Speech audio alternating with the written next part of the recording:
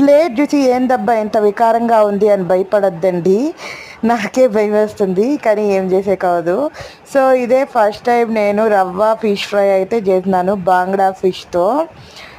అది అల్యూమినియం కడాయిలో ఆయిల్ వేసి ఫ్రై చేస్తున్నాను కదా, ఆ ప్యాన్ వచ్చేసి జల్దీ వేడైపోతుంది, 1 నిమిషానికే మాడిపోతుంది. సో మీరు ఐరన్ పాత్రలో కడాయిలో ఫ్రై చేస్తే అది ఇలా అవ్వదు, నిదానంగా ఫ్రై అవుతుంది, బాగా కుక్ అవుతుంది, చాలా బాగుంటుంది టేస్టు.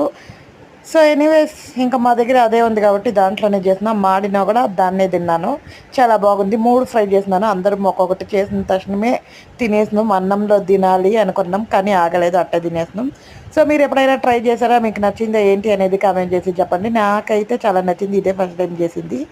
సో మీకు ఈ వీడియో నచ్చితే సబ్స్క్రైబ్ చేసుకుంటే, వీలైతే చిన్న లైక్ చేయండి. నాకు సపోర్ట్ చేసే ప్రతి ఒక్కరికి thank you so much, love you, bye.